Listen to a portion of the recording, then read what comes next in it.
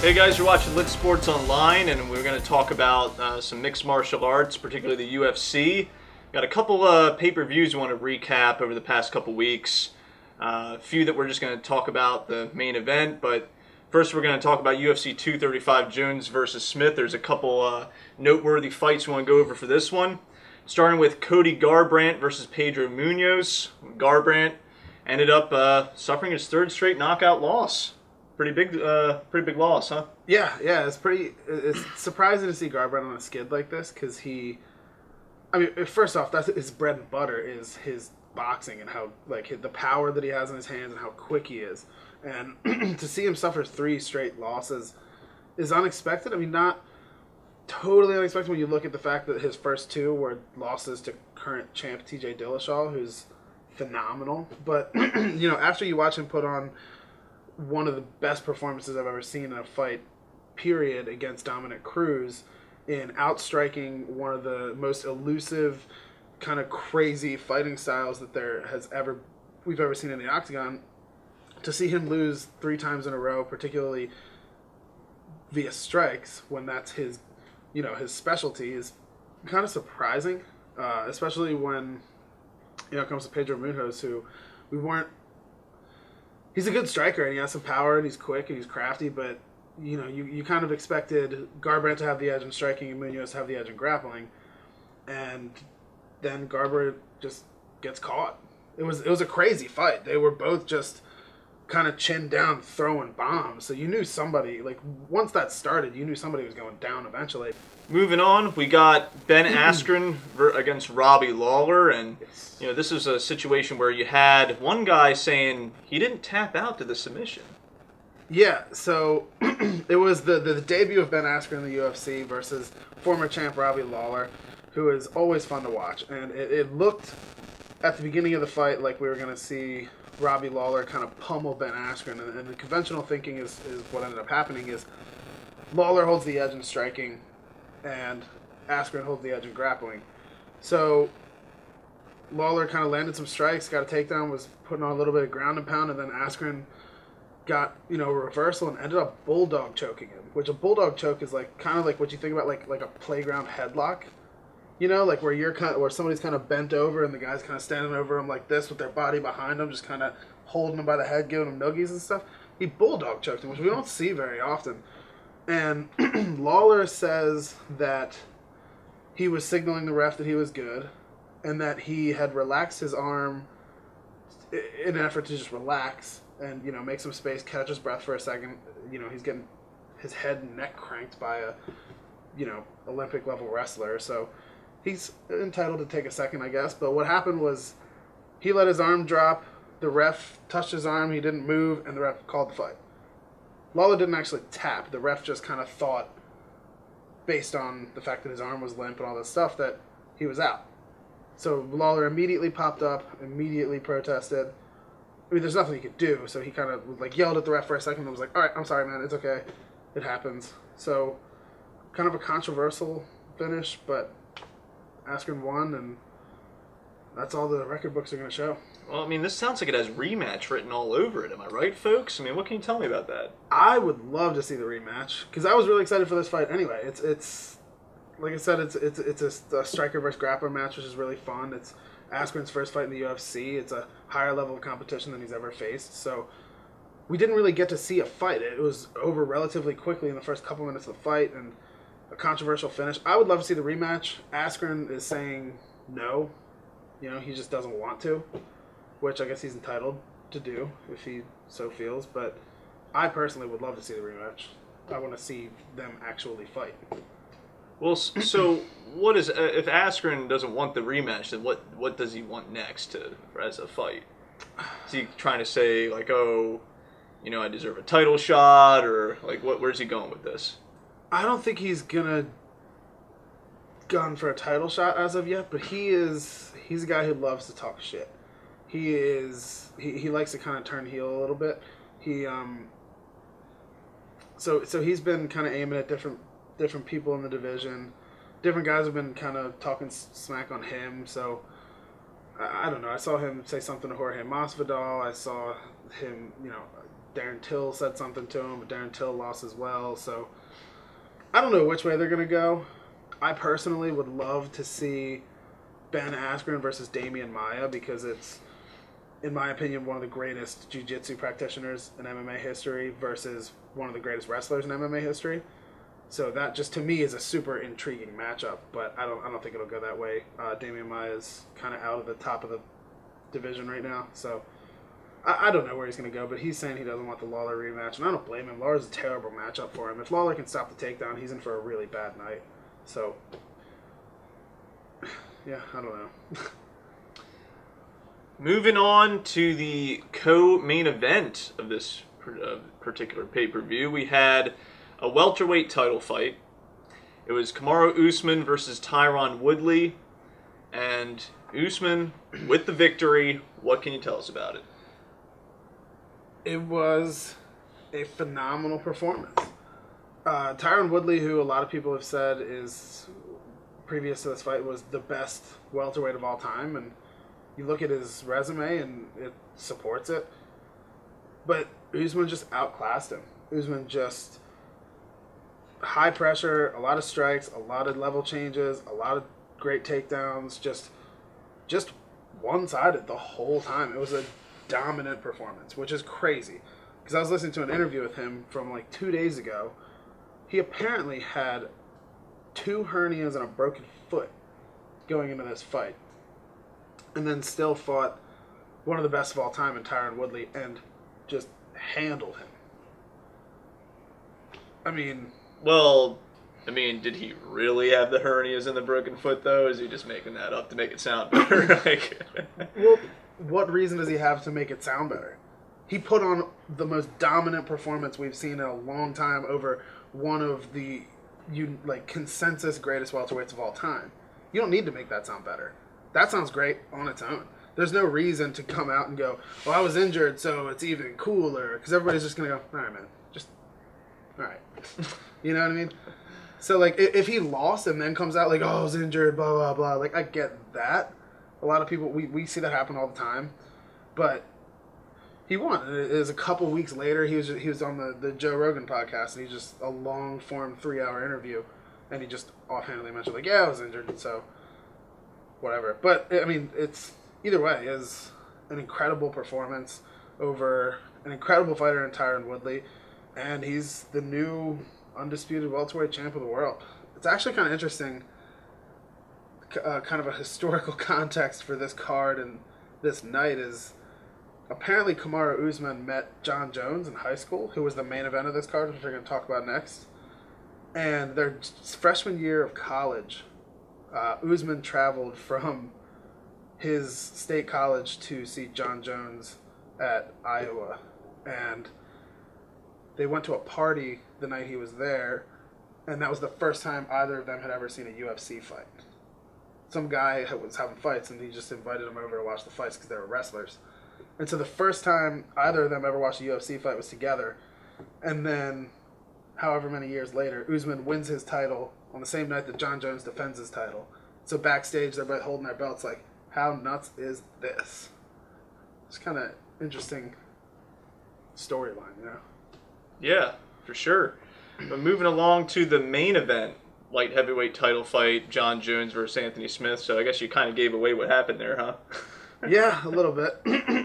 But, how many people really thought it wasn't going to happen this way, right? Yeah. I will say that Anthony Smith looked way better than anybody thought he would. His takedown defense was phenomenal. And like he said at the in the post-fight interview or at the post-fight press conference, he said that John Jones beat him, but he didn't break him, and he said that John Jones is a beatable guy, and he thinks he'll earn his way back eventually, and he probably will. But like I said, it was an impressive performance from Anthony Smith. His takedown defense was great. John Jones still just shut down everything Anthony Smith wanted to do. Well, here's the thing about that, though, is everyone's beatable once they get to a certain age, right? But Father Time's not there for John Jones yet. So, like, as of right now, can anyone challenge him in the division and, like, hold a candle to him? No. No. And that's what lots of people have been saying for a long time. Is the only two people that are going to beat John Jones are Father Time and John Jones. You know, he keeps, messing about outside the cage. He's going to beat himself. But I don't know. I mean, he's the greatest for a reason, He's phenomenally good. He just handles everyone that comes at him, and I mean, it kind of happened the way I thought it would, and I think we're going to keep seeing John Jones do this. He might stay in the division. I personally would like to see him go up to heavyweight. He's protesting a little bit, saying like, oh, everybody just wants to see me lose, so they want me to go up to heavyweight and fight these giant guys. It's like, not really. We just want to see you challenged, Like, he's so dominant in all of his fights that it's just, like, boring. Like, nobody cares about that division right now because of the fact that the top is this dude that just knocks down every challenger that comes around along with ease. It's not even exciting. You don't watch a John Jones title fight not knowing what's going to happen. You just watch it to go, well, how's he going to win? It's not, like, there's no suspense. There's no question. Like, the part of what makes it like a title fight so exciting is it's the two best dudes in the world, and you have no idea what's gonna happen. It can be crazy, but not with John Jones. It's just like they get up there and there's like, good luck, bro. Like, you wrote the check. Time for you to cash it, man. Have fun fighting John Jones. Well, it almost makes you wonder why it is even the main event then, if it's so damn predictable. Because he's so phenomenal. You can't not make him the main event. He's the best fighter to ever walk into the octagon. You have to give him the spotlight. It's just that, like... And it is phenomenal to watch him perform. There's just generally no question about how, what's going to be the outcome. So he's phenomenal to watch. Like, I do love watching John Jones fight. But, there's never any suspense. It's just like, how's he going to win? Well, the storybook career continues for John Jones, and we'll just have to see how he puts away the next challenger. It's a weird storybook. Drugs and breaking pregnant ladies' arms and dick pills, all sorts of stuff. So that pretty much does it for that pay-per-view, but there are two more that we wanted to talk about. Just the main event fights. One would be UFC Fight Night Lewis versus Dos Santos. Now, this is one where Junior Dos Santos won in the second round with a knockout. So, what more can you tell us about that? So, Derek Lewis, who relatively recently fought for the title against Daniel Cormier, was kind of turned away pretty easily by Cormier. But there's two guys that are known for knocking people out.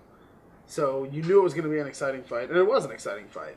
It was just kind of a brawl with Junior Dos Santos, a little more technical of a boxer.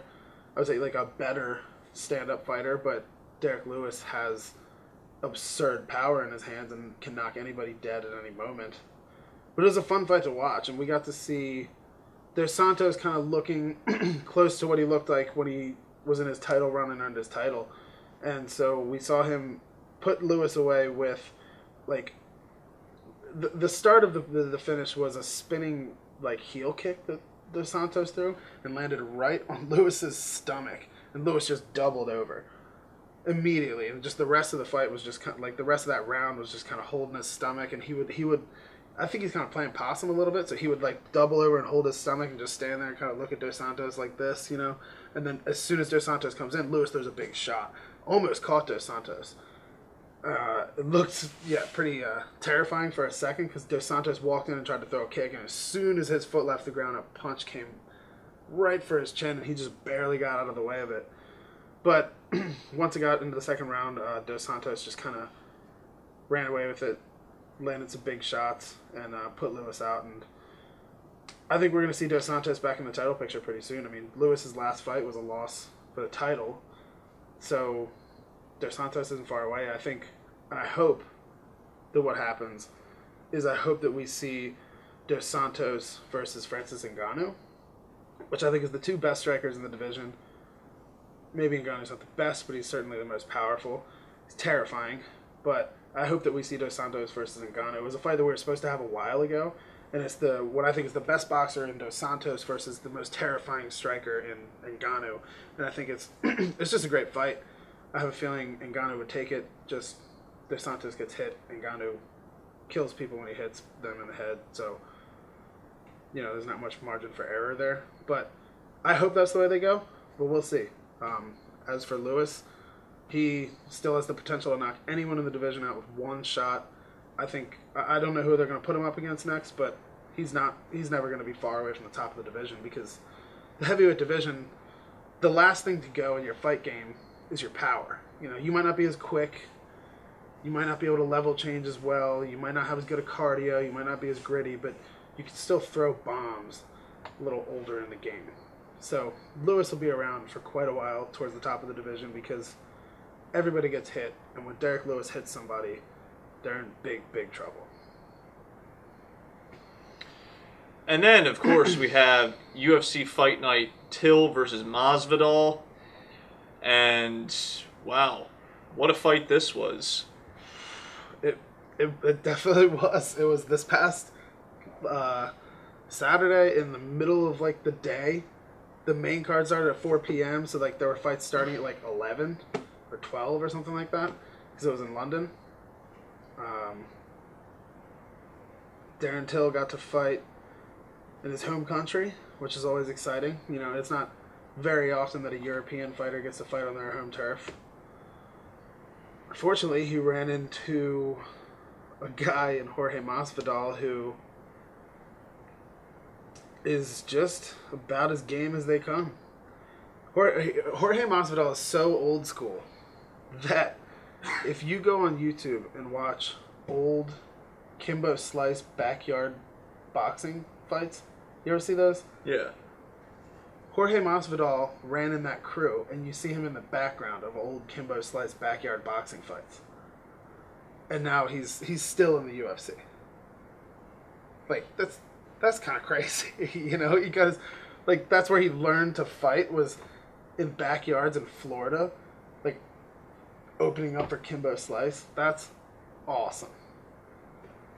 And he's a super cool guy, but the fight itself was pretty entertaining. It started out the way I thought it was going to go. Jorge Masvidal is a kind of real gritty pressure fighter. He kind of walks towards you, likes to get in the pocket and throw big shots. He has great grappling, great takedown defense, and he likes to make it a real dirty fight, where Darren Till is more of a technical counter striker. He has more of a centered stance, a wider stance. He moves in and out a lot more. He likes to throw big shots. And the first round kind of went the way leaning towards Till, the way I thought it would. Typically when you have a forward pressure kind of pocket brawler versus a guy with good movement, big power, and great counter striking, it goes one of two ways. Either the pressure fighter crowds the guy so much he can't get off his counter strikes, or the counter striker is successful and stays out of the way of that pressure and lands a big shot or two and eventually ends the fight, which is how it looked like it was going in the first round. Second round, a little bit different. Masvidal came out, same pressure, a little more successful, and actually landed basically the same punch that Tyron Woodley put away Darren Till with. He kind of threw this weird little shuffle step overhand left, caught Till right on the chin and put him out immediately. He was out before he hit the ground. And Till's one of the best strikers in the division, and he beat Stephen Thompson, he beat Donald Cerrone. Those two names alone are enough to tell you how good of a striker a guy is if he wins on the feet. But Masvidal is just as gritty and as determined as you can be, and he went in there, pushed the pace, crowded Till, and just took over and landed that big shot and put Darren Till out of there. But let me get this straight. You're saying that the guy that used to run in a crew with Kimbo Slice is about to have a better UFC career than Kimbo Slice? Yes. Kimbo Slice never learned how to grapple.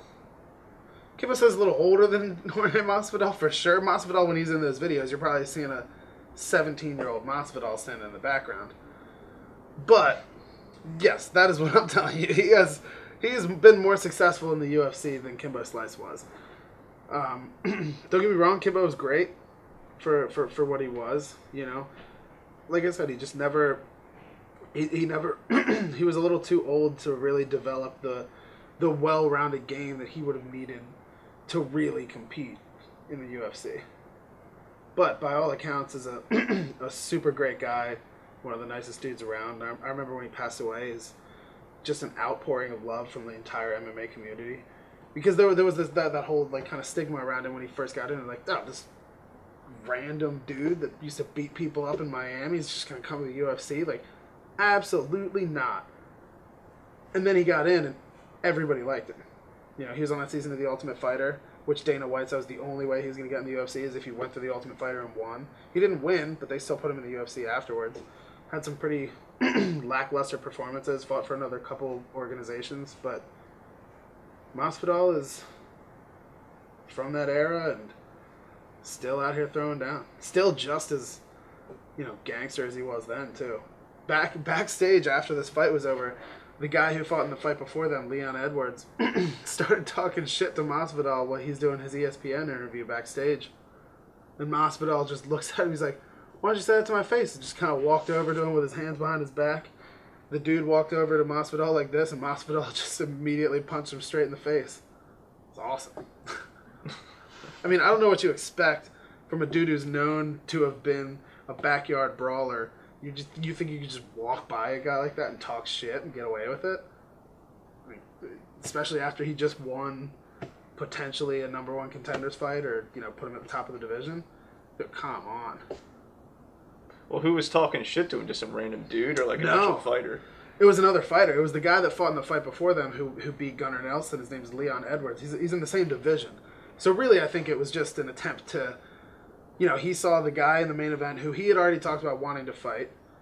He saw this guy win on a bigger scale, thought to himself, if I can start something with this guy on camera, build a little traction for the fight, you know, talk a little shit, fans get some interest in it and everything like that. He beats Jorge Masvidal, he sets himself up for a better fight. Jorge Masvidal doesn't gain that much from fighting Leon Edwards. He just beat Darren Till, who just lost for the title. So for me, I would say Jorge Masvidal, don't worry about Leon Edwards. But if Leon Edwards can talk his way into that fight with Masvidal, that's a huge fight. They build it up now. It's like a, you know, an angry fight. Now there's a lot of fan base behind it. People are aware of the fact that they fought backstage, all this stuff. It's a good marketing move for sure. I mean, it's kind of fun. Do you want to see your professional athletes behaving in this manner behind the scenes? No. But as a fan, I mean, two dudes want to fucking fight each other. That's the fight you want to see. You want to see two dudes go out there and just maliciously try to hurt each other. That's the most fun.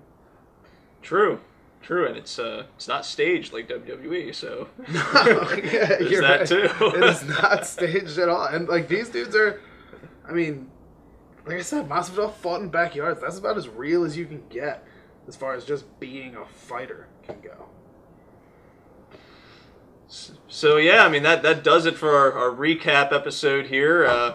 Make sure to like and subscribe, whether you're watching on thisislitTube.com or on the channel.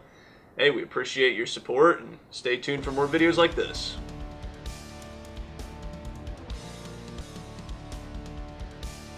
The show is called We Can't Think of a Fucking Good Title. What we should do after this is just throw a whole bunch of names out on camera and just see what sticks. Like spaghetti, you know? You just kind of throw it at the wall. Right. I don't know if that's what you do with your spaghetti. I don't do that with my spaghetti. I care about my paint on my house. Actually, no, I don't. I rent.